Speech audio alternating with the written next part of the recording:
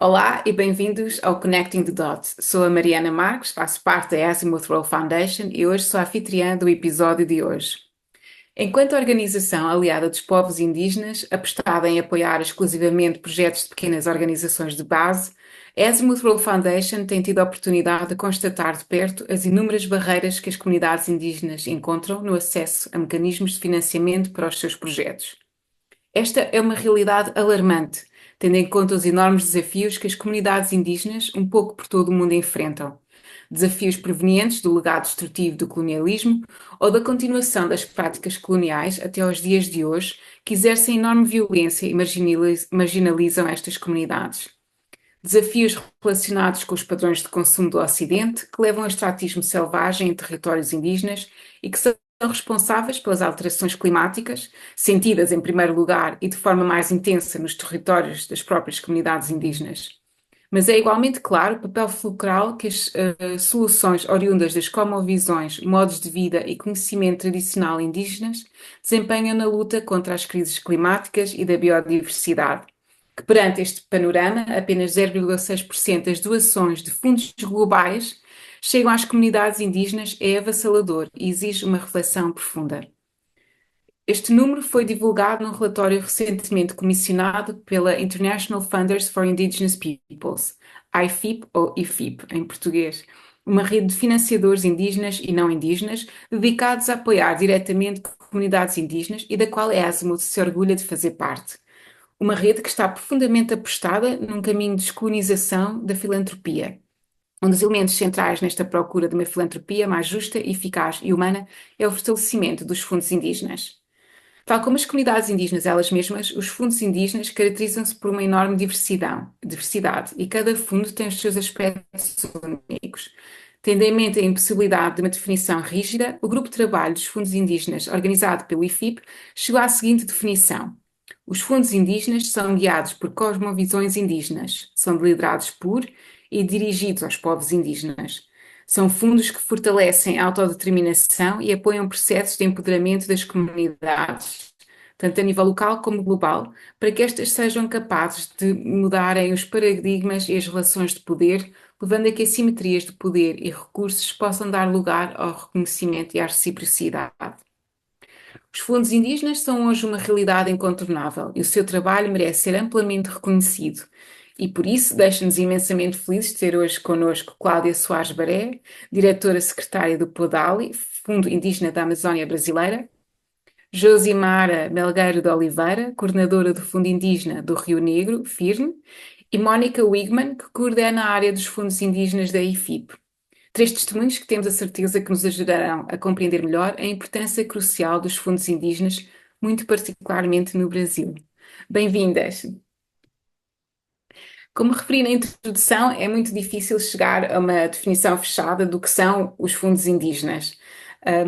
Cláudia e Josimara, poderiam ajudar-nos a definir um pouco melhor o PODALI e o FIRN? Bom dia, obrigada pelo convite, né? O Podali ele está sempre à disposição para estar participando e divulgando um pouco mais sobre esse mecanismo inovador, né? Que é um mecanismo financeiro aí da Amazônia brasileira. Bom, o Podali ele foi criado por indígenas para indígenas e com gestão indígena. A sua construção ela foi conduzida pela COIAB, que é a Coordenação das Organizações Indígenas da Amazônia Brasileira. Então, nós somos essa conquista do movimento indígena amazônico e seus parceiros, né? Caminhamos juntos nas construções e servimos como captadores de recursos para apoiar os povos, comunidades e organizações indígenas.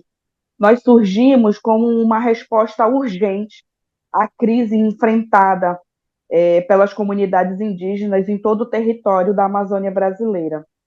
Os nossos territórios, eles sofrem, né, com falta de recursos, apoios adequados, que aí nós temos várias consequências, a própria degradação ambiental, perda de territórios ancestrais, a violação dos direitos humanos fundamentais. Então, o CODALI ele foi criado com uma missão de promover e fortalecer a autonomia os direitos indígenas, a gestão territorial e ambiental, sendo essa referência na captação, gestão e repasse dos recursos para os povos, comunidades e organizações indígenas na Amazônia brasileira. Porangara, parentes, Porangara, parenta Cláudia, também do povo Baré, né? Eu me chamo Josimara, também sou do povo Baré. Eu falo aqui do Noroeste Amazônico, do município chamado São Gabriel da Cachoeira, né? Tríplice fronteira ali com a Colômbia e Venezuela.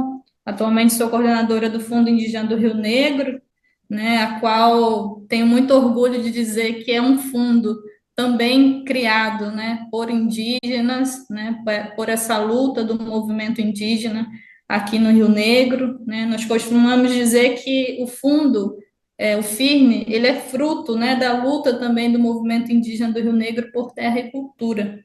A gente iniciou nossas atividades em 2021, né, criando uma equipe específica indígena para operar esse fundo, né, sendo o primeiro fundo indígena a apoiar diretamente comunidades através de editais, né. Nós atuamos atualmente em 12 terras indígenas, numa área de mais ou menos 23 milhões de hectares, abrangendo 3 grandes municípios aqui do Amazonas, Santa Isabel do Rio Negro, Barcelos e São Gabriel da Cachoeira, né? O nosso território é o território de abrangência da FOIRN, né, que é uma organização extremamente reconhecida, né, no Brasil pelo movimento indígena, né? É uma organização base que tem 37 anos de história e atuação. Então, a gente trabalha aqui com 23 povos indígenas, né, que a gente diz que a gente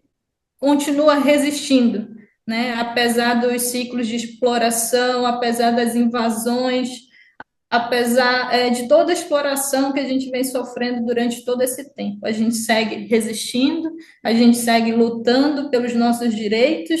A nossa missão é promover o bem viver e a gestão territorial dos nossos povos aqui no Rio Negro, né? Através de projetos elaborados pelas comunidades, né, e gerido também pelas próprias comunidades. Nosso primeiro edital ele foi lançado em 2021. Atualmente a gente está executando o nosso segundo edital, né, com uma experiência muito proveitosa e muito desafiadora. Eu gostaria de iniciar minha fala dessa maneira, né?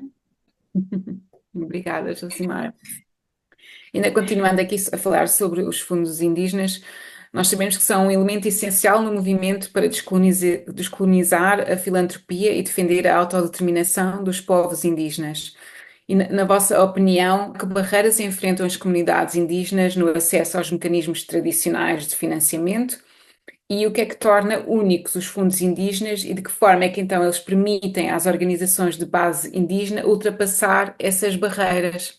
Dentro da própria discussão do movimento indígena a nível da Amazônia, historicamente, os territórios indígenas eles enfrentam barreiras como a própria burocracia excessiva, a falta da própria informação sobre oportunidades de financiamento também é uma barreira, né, ainda. O preconceito, desconfiança por parte dos próprios financiadores em relação a recursos a serem executados, né? Isso são algumas das barreiras. Então, os fundos indígenas, né, assim como o Podário, acredito que o Firme, eles são únicos, primeiro porque são geridos por indígenas, né? E isso o que quer dizer? Que estamos focados em fortalecer a autonomia das comunidades, dos nossos territórios, porque nós somos pertencentes a ele, né? Nós entendemos como que funciona a nossa organização social, os nossos trabalhos, e porque também esses fundos indígenas, eles vão aí oferecer financiamento de forma mais acessível, e que respeitam as cosmovisões indígenas, facilitando aí o desenvolvimento de seus projetos de vida, que atendem também às necessidades reais dos seus territórios, né? A gente coloca aqui no Podário que quando nós falamos em autodeterminação ou autonomia dos territórios para gerenciar, né, para gerir ou executar esses projetos de vida, com isso nós não queremos dizer que nós vamos formar profissionais para execução de projetos, não. Né? A gente não está falando olhando por esse lado. Nós estamos falando, né, e mostrando que os próprios territórios eles têm sim capacidade de gerenciar ou de gerir recursos para as necessidades, né, que estão ali, para a necessidade afim ou para a necessidade ali do chão daquele território.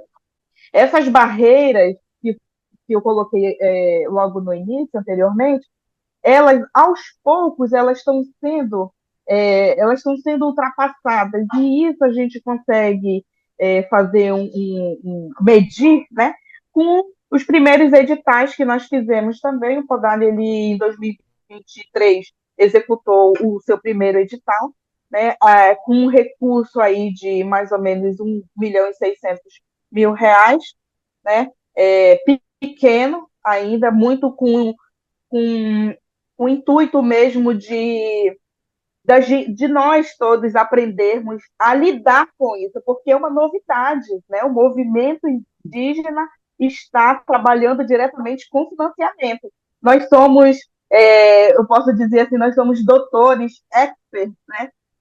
Na incidência política, de luta, pela demarcação da terra, pela saúde, pela educação.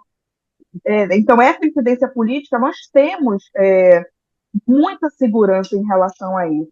E com o financiamento agora, nós também queremos ser doutores nisso, né? Nós queremos ter segurança, mas para isso a gente coloca muito a questão do tempo indígena, porque ao mesmo tempo que nós estamos executando todas essas atividades, todas essas tarefas, nós também estamos aprendendo. Aos poucos nós estamos nos aperfeiçoando e aos poucos nós estamos mostrando também para que tenha essa confiança tanto entre no caso do Pudari, né, o Pudari com os financiadores, mas também a confiança do próprio Pudari com os territórios, porque os territórios precisam confiar no Pudari que essa exigência de burocracia pare aqui conosco e que essa facilidade de acesso para que os territórios consigam executar os seus projetos de vida, né, eles chegam mais facilitados e que cada vez mais esses recursos possam potencializar, porque esses trabalhos, né, todos esses projetos de vida, eles já são feitos diariamente nos territórios, mas com recursos financeiros direcionados para isso, eles vão potencializar ainda mais um trabalho que está sendo feito, tanto de sustentabilidade, de manter propriamente a floresta em pé, de cuidar dos rios, quando a gente fala não ao garimpo ilegal, né? A própria soberania alimentar, para que os nossos peixes, as nossas caças continuem saudáveis, enfim. Né? Então, a gente tem aí, vamos dizer assim, conseguido ultrapassar de fato essas barreiras que estão aí à vista aí dos fundos indígenas de modo geral. Tem uma frase que uma parenta nossa fala, que é: quem melhor do que nós mesmos para falar de nós mesmos? Né? Então, é um grande diferencial dos fundos indígenas, como a Cláudia trouxe, né? Essa cosmovisão que é só nossa, né? Que só nós entendemos. Os nossos territórios, eles têm especificidades e particularidades que só nós sabemos. Então, o quão é importante ter fundos indígenas liderado por indígenas que entendam toda essa visão mais sensível. Nós temos uma visão técnica, ao mesmo tempo que a gente também tem uma visão sensível ao nosso território. Um outro ponto, né, que eu gostaria de mencionar como uma barreira que a gente quebra é a nossa própria relação com o território. Né? Nós, fundos indígenas, a gente tem uma relação muito diferente. E nós costumamos dizer que os fundos indígenas foram criados para chegar nos lugares que os outros fundos não chegam. para Uhum. chegar na ponta, para chegar naquelas comunidades onde não se tem uma personalidade jurídica, não se tem uma estrutura jurídica, ao menos nem fala português, né? Nem consegue fazer uma escrita. Então, como nós, fundos indígenas, podemos criar estratégias para chegar nesses territórios, né? Então, a gente incentiva a autonomia, ao mesmo tempo que a gente se preocupa muito com a relação de tutela, também, né? O quanto esses territórios eles estão preparados ou não para receber esse financiamento, né? E como nós podemos ajudá-los. Uhum. Obrigada. Porque tanto o Podali como o FIRM trabalham com organizações comunitárias indígenas, portanto, na região da Amazónia. E será que poderiam partilhar connosco alguns exemplos dos projetos que são apoiados pelos vossos fundos e contar-nos também um pouco mais sobre a forma como estes projetos são baseados na defesa da autodeterminação das comunidades? Bom, o Pudari, ele apoia projetos em 8 linhas temáticas que nós chamamos, né? Oito eixos principais. E esses eixos eles estão alinhados com as diretrizes da COIAB, né, que é a Coordenação das Organizações Indígenas da Amazônia Brasileira, alinhado também com as ODS, e com a PENIGAT, que é uma política nacional, né, de sobre terras indígenas.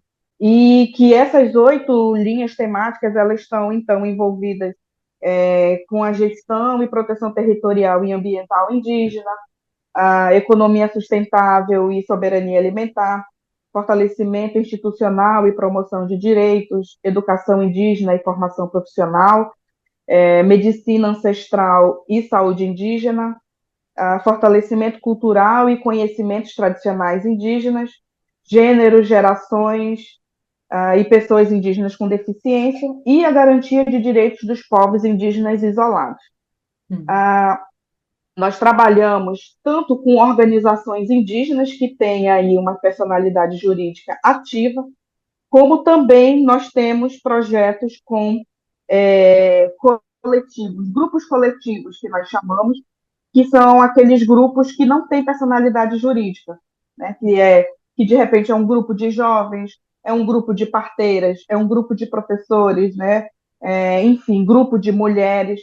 Nós estamos aí numa execução de projeto através de premiação no território Chavante. Então, essa premiação foi construída conjuntamente com os Chavantes. O Podali tem as suas normativas de como é feito os repasses para os territórios, e aí, ou através de editais, ou através de carta-convite, ou através de demanda espontânea, onde a premiação está inserida, né, a demanda espontânea. Então, eles escolheram essa forma de premiação, de repasse, para que os 14 etno-regiões pudessem receber um recurso financeiro que eles próprios conseguiram fazer a captação. A forma como foi feita a inscrição, como foi feito o repasse, tudo foi feito através dessa construção com os chavantes e eles definindo qual seria a melhor forma de que esses recursos pudessem chegar para o território deles. Então, dentro do território Chavante, né, com esse apoio do Podari, ele não apenas protege as terras indígenas contra invasões ilegais, mas também implementa práticas de manejo sustentável da terra, que foi isso que foi trazido por eles e foi nesse sentido que foi trabalhado. Ao mesmo tempo, nós temos projetos, por exemplo, que ajuda, ou que potencializa, que implementa projetos de vida em relação à demarcação de terras indígenas. Então, hoje nós já temos esse projeto em execução, que é aonde organizações indígenas dos territórios fazem parceria com o próprio Podari para que ajude, né, na demarcação física dos seus territórios. Porque hoje no Brasil nós temos um discurso muito forte ainda de que o Estado brasileiro não tem recurso para fazer os trabalhos, por exemplo, de demarcação. Esses pontos, esses elementos importantes dentro do Podari, a gente consegue fazer hoje porque ele foi construído pelos povos indígenas. Então, quando ele foi construído, nós tivemos representantes, é, tanto de representantes, lideranças que já estavam inseridos dentro do movimento indígena, como também foram trazidos lideranças jovens e aquelas lideranças que estavam iniciando, que nunca participaram de movimento. Então, quando foi construído o Podali, foi trazido todos esses personagens para que pudessem pensar juntos como é que nós queríamos que esse mecanismo financeiro pudesse funcionar e que pudesse realmente chegar aos territórios. E aí, com isso, eu digo que tanto os próprios territórios são os maiores captadores de recursos, no caso do Podari, como também as próprias lideranças que fazem parte da nossa governança são captadores de recursos, como também a própria diretoria executiva também é um captador de recursos. Então, todos nós estamos trabalhando em conjunto para que esses recursos, sejam eles financeiros ou de outras formas, eles possam chegar e que eles possam, mais uma vez, eu uso a palavra, potencializar o trabalho que já é feito. Nós temos algo também que eu sempre gosto de levantar para esses projetos, especificamente na Amazônia, né, é o custo da Amazônia, o acesso, né, a esses locais, a esses territórios, né, que muitos fundos não entendem, né, como que é difícil o deslocamento, né, o acesso, os próprios insumos a chegarem para esses territórios para poderem esses projetos serem implementados. Nós nos atentamos e nos importamos muito, né, com essas dificuldades. A gente foi criado em cima dessas dificuldades, né? Então, esses projetos eles poderiam enfrentar com outros fundos exatamente essa falta de entendimento, né? O quanto eles têm uma importância para o seu território, mas pode ser que não tenha tanta importância para aquela chamada ou para aquele edital. Eu posso mencionar, né, por exemplo, a revitalização, o resgate da plantação de carajuru, né, que é uma planta medicinal, que é uma planta tradicional para o nosso povo e que estava se perdendo, estava ficando quase extinta aqui dentro do nosso território. Então, para a gente, quando a gente recebeu esse projeto, foi um projeto muito bonito, que de prontidão a gente resolveu apoiar. Eu poderia mencionar também, né, que a diferença entre fundos indígenas e outros fundos é, como eu já mencionei, né, a relação que a gente tem com essas associações, com essas organizações. Aqui no Firme, nós temos o monitoramento, que eu diria que é um ponto-chave para que nosso fundo tenha tanto sucesso. Nós monitoramos esses projetos, nós apoiamos o desenvolvimento das atividades, nós orientamos e também estamos ali ao lado de maneira muito técnica, né? Desenvolvendo, apoiando, facilitando o desenvolvimento das atividades dentro do território. Nós não apenas repassamos recursos, né? Isso é muito importante que seja dito. Nós não somos só repassadores de recursos. Nós temos aqui nós viemos também para facilitar esse processo, né? Para que os territórios e essas pequenas organizações se sintam apoiadas de fato, né? Isso é muito importante, isso é um detalhe muito importante para nos diferenciar de outros fundos. Obrigada a ambas. Eu agora queria trazer um pouco da atualidade política brasileira para esta conversa também. Nós sabemos que desde a eleição do presidente Lula tem havido um grande reforço da presença indígena a nível institucional. Não só foram eleitos um número recorde de deputados indígenas para o Congresso, como o próprio presidente criou o Ministério dos Povos Indígenas, liderado pela Sónia Guajajara, líder indígena, e nomeou também a primeira mulher indígena para a presidência da FUNAI, a Roênia Wapichana. No entanto, há múltiplos relatos que nos chegam todos os dias ainda, não é, sobre os desafios que as comunidades indígenas no Brasil continuam a enfrentar, mesmo depois de terminada a governação tão destrutiva de Jair Bolsonaro. Quão importante é a existência de projetos indígenas e o reforço do financiamento e capacitação das organizações de base e comunitárias para que os ganhos a nível institucional tenham realmente consequências depois a nível local e no melhoramento das condições de vida das diferentes comunidades indígenas? Bom, eu faço uma análise de conjuntura geral. Não adianta ter somente essas grandes estruturas do governo se não há financiamento, né? Então, de fato, precisa, e isso com certeza vai levar um tempo, mas precisa ter um fortalecimento dessas instâncias, né, de governo para que eles consigam, de fato, potencializar projetos para os territórios indígenas. E aí os fundos indígenas eles vêm como um complemento, né? Vem para ajudar, porque quanto mais recursos tiver e chegar nos territórios, melhor, né? Melhor para que esses territórios aí tenham autonomia de gestão desses seus projetos de vida. Não tem uma disputa em relação a isso. Lá dentro do próprio governo, nós temos parentes indígenas, parentes que há muitos anos fizeram parte da luta de muita conquista que nós temos até hoje, pessoas competentes que estão ali e que também olham e trabalham em prol das comunidades indígenas. E por que eu estou colocando que não há uma disputa? Porque, estrategicamente, nós também estamos nos aliando, né, a outros fundos que trabalham na Amazônia, e aí eu falo da rede de fundos da Amazônia brasileira, que não somente é uma rede que tem fundos indígenas, mas também tem fundos quilombolas, extrativistas. E por que eu estou trazendo isso também? Porque nós estamos olhando estrategicamente como um todo, não para um território específico. E aí, com isso, a gente conseguindo nos organizar, nos ajudar aqui, a gente também consegue ajudar outros biomas. Porque no Brasil não existe somente a floresta amazônica, né? Nós temos a Mata Atlântica, nós temos o Cerrado, nós temos os Pampa, enfim.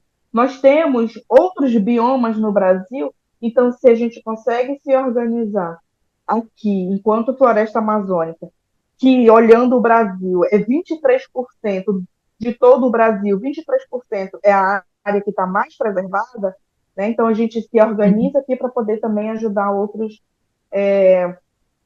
biomas. Isso não quer dizer que nós estamos a favor de tudo que está sendo colocado, mas olhando para trás, que nós saímos aí de um governo devastador, sombrio, né, que declaradamente é anti-indígena, né, e foi um governo que derramou muito sangue indígena. Então, com isso, aos poucos também nós estamos aí nos fortalecendo e fortalecendo os nossos parentes que estão aí com uma missão árdua e importante aí no Estado brasileiro, né, no governo brasileiro. Então, acho que eu queria trazer essa visão mais ampla, né, de toda essa conjuntura política. Bom, o Fundo Indígena do Rio Negro, ele foi criado exatamente no governo do Jair Bolsonaro, né, onde nós tínhamos um governo anti-indígena, onde nós tínhamos um desafio muito grande de proteger o nosso território e buscar o bem viver das nossas comunidades.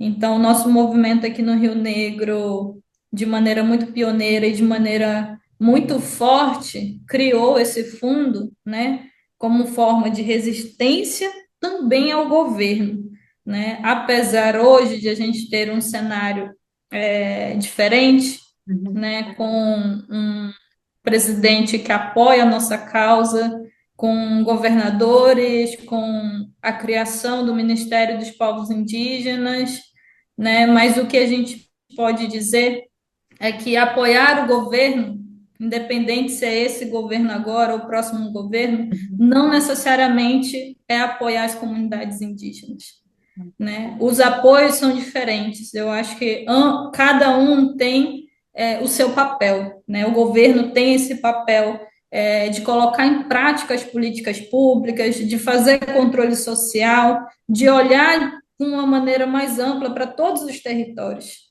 né? E nós aqui, né, como essa organização indígena, independente de governo, né, nós atuamos com as nossas comunidades, fazendo captação de recursos na filantropia, na cooperação internacional. O nosso recurso atual não é um recurso de governo, não é um recurso nacional, né? É um recurso que vem da cooperação internacional, que é para apoiar as comunidades, né? Então, eu acho que hoje a gente tem uma oportunidade de atuar de maneira conjunta com o atual governo, por essa experiência que nós já temos, e eu acho que é isso que nós esperamos, que nós, como fundo, sejamos consultados, que nós, como fundos, também sejamos lembrados como mecanismos consolidados e que de fato funcionem, né? Então, que o governo atual possa estreitar essa relação com as organizações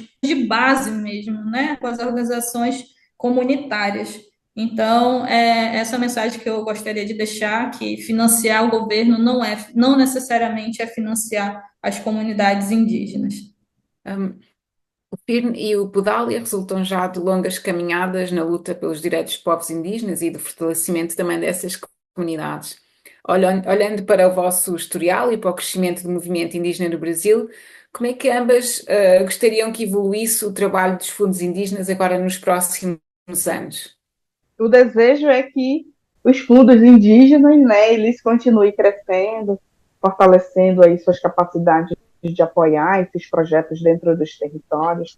Esperamos também um aumento, né, nesse reconhecimento e no financiamento para esses fundos, que é importante, permitindo aí uma maior abrangência, um maior impacto, porque o Pudari, ele é da Amazônia brasileira, né, voltando um pouco para o Pudari, ele é da Amazônia brasileira, mas também nós temos dentro das nossas normativas que nós podemos receber recursos para outros biomas aqui no Brasil, ou então para a Amazônia aí, não brasileira, né, para outros países. E que sejamos, de fato, respeitados e que nosso protagonismo continue sendo evidência, né, e que o nosso trabalho ele seja um trabalho que alegre, né? Acho que eu usaria essas palavras mais simples, que alegre os corações das pessoas que financiam, que alegre um pouco mais o coração aí de quem está em parcerias, nos ajudando também, né? Os nossos parceiros, enfim.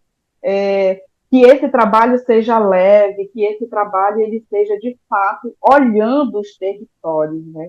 Bom, em 2022, eu e Valéria Payet, que também é diretora executiva do Fundo Podali, nós participamos, do Encontro Global de Fundos, né, promovido aí pela IFIP, né, em Mérida, Yucatán. E esse espaço foi um espaço fundamental para que a gente pudesse enxergar a importância que esses mecanismos têm atualmente a nível global, né? Nós tínhamos iniciado uma discussão aqui no Brasil, mas esse espaço do IFIP foi um espaço de realmente a gente consolidar esse futuro, né? Essa visão de futuro que a gente tem para os fundos indígenas, a importância que os fundos indígenas têm no enfrentamento às mudanças climáticas, né? A gente não pode deixar de mencionar que esses fundos eles são uma das formas mais eficazes no enfrentamento às mudanças climáticas. Então, não só os fundos, esses mecanismos precisam ser reconhecidos como tal, né? Mas que a gente tenha mais esses espaços nacionais e internacionais, globais, para troca de experiência, para que a gente possa se conectar com outros parentes e assim a gente possa se fortalecer como um grande movimento, né? Fazer uma grande incidência. E eu diria mais, que a gente ocupasse os espaços, que nós fôssemos convidados, não só convidados, mas nós fôssemos os primeiros a serem, né, lembrados quando fosse ter mesas de debates sobre financiamento direto a povos indígenas, né? Então, a gente precisa estar nessas mesas de debate, não só escutando, mas falando também, falando com propriedade, a partir da experiência que nós temos.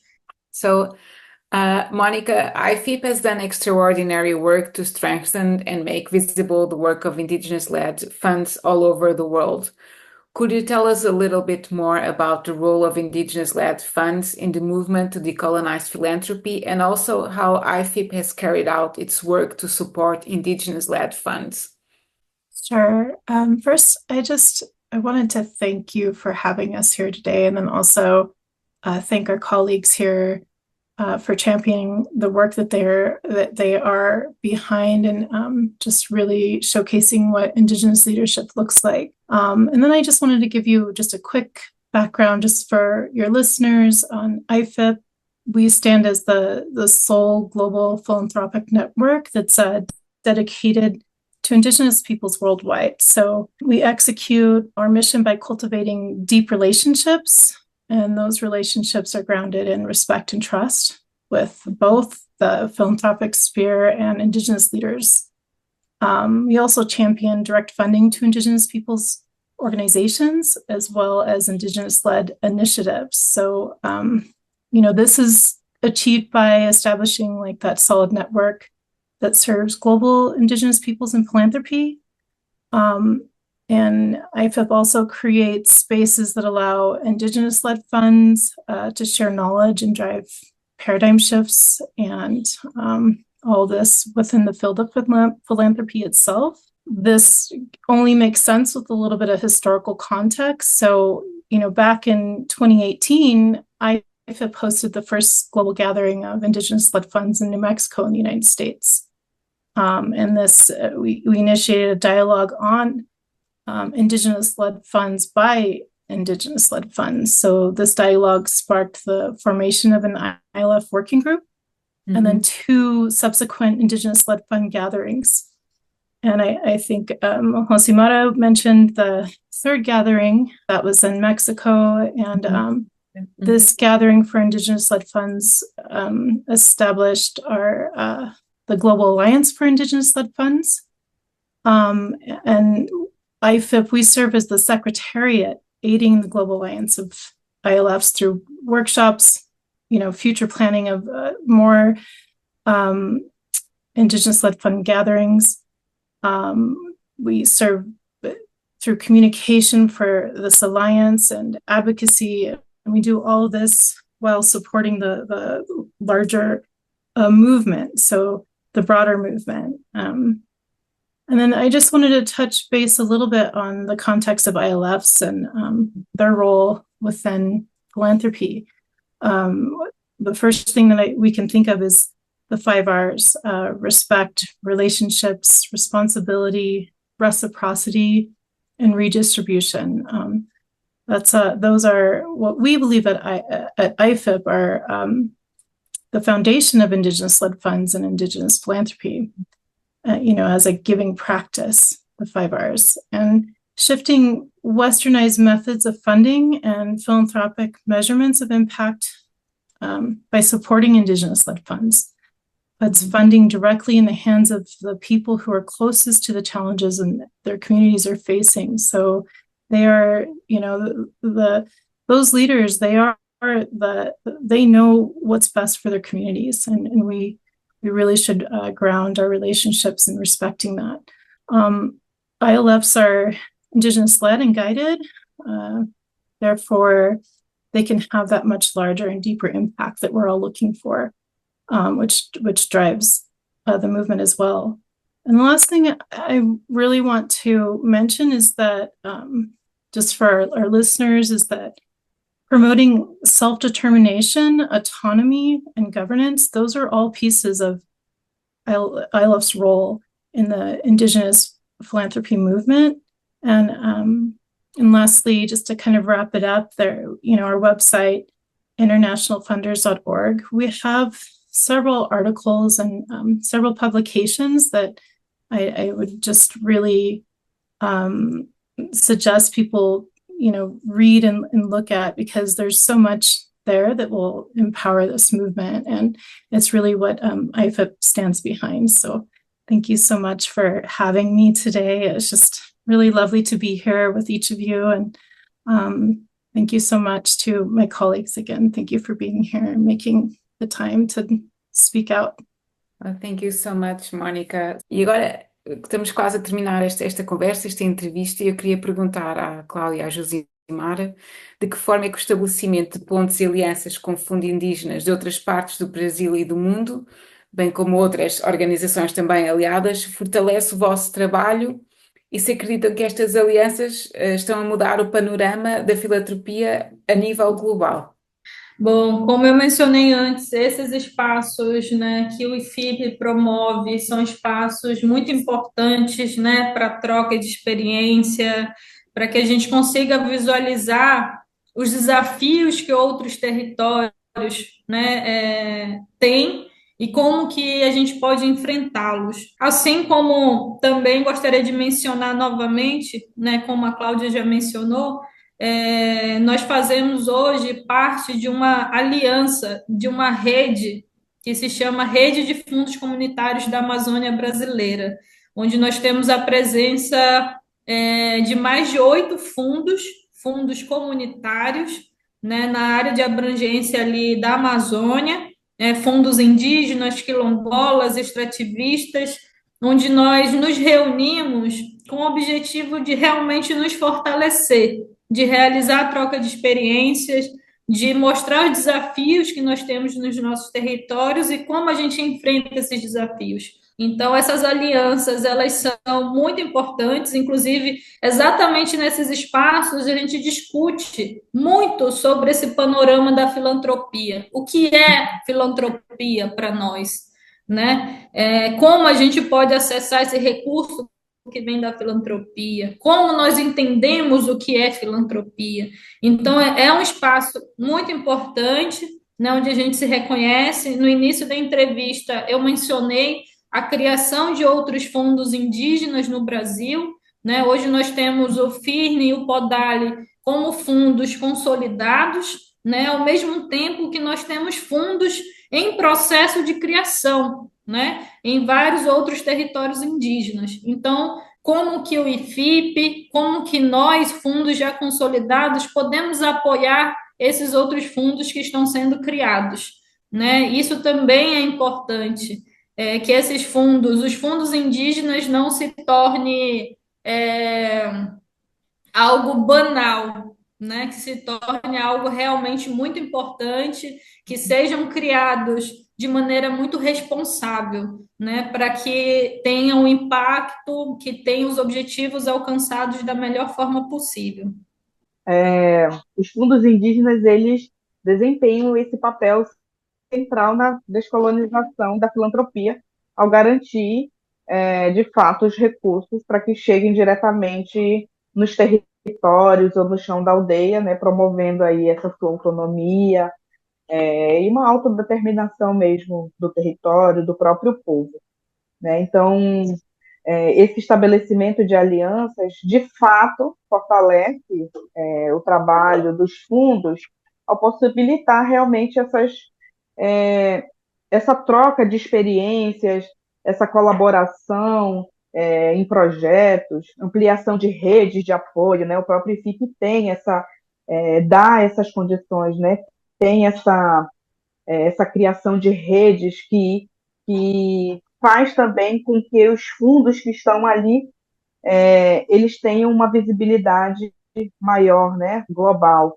E que ajuda também a romper aí com várias práticas filantrópicas tradicionais que frequentemente marginalizam aí as comunidades indígenas. Eu posso dizer que essas alianças, elas estão efetivamente mudando o panorama global da filantropia, porque esses fundos, né, com maior visibilidade e mostrando que eles dão mais acesso, né, e um acesso justo para essas comunidades, para esses territórios acessarem recursos, nesse cenário, a gente acaba, de fato, mudando esse panorama, esse olhar, né? Recentemente, teve um intercâmbio onde foram fundos aqui do Brasil, de outros países, para a África, para ajudá-los também a entender toda essa dinâmica do que é ser um fundo indígena.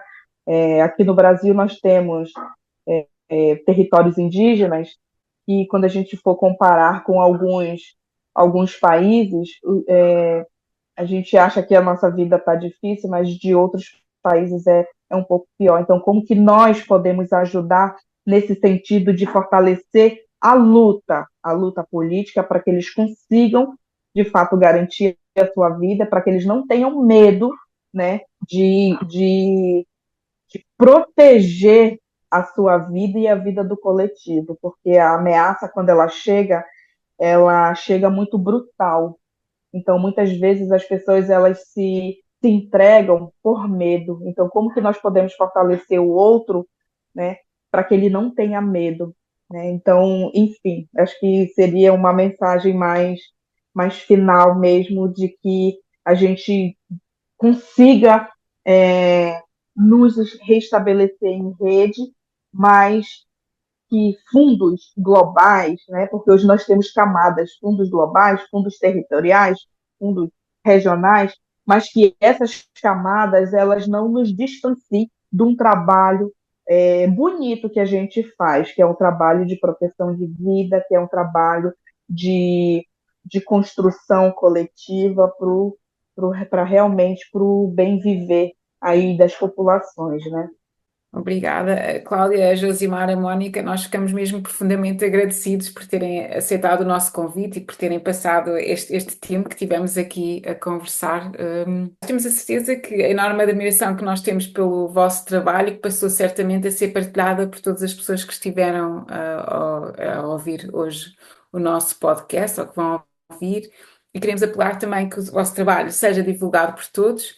E acreditamos que cada vez mais o apoio aos povos indígenas será feito através de fundos indígenas como os vossos e de mecanismos que realmente beneficiem de forma direta as comunidades. É no que acreditamos e desejamos. E muito obrigada pelo vosso testemunho e obrigada a todos que acompanharam em mais este episódio de Connecting the Dots. Como sempre, as várias versões desta entrevista, podcast, vídeo ou escrita vão estar disponíveis em inglês e em português no nosso website azimuthworldfoundation.org/insights.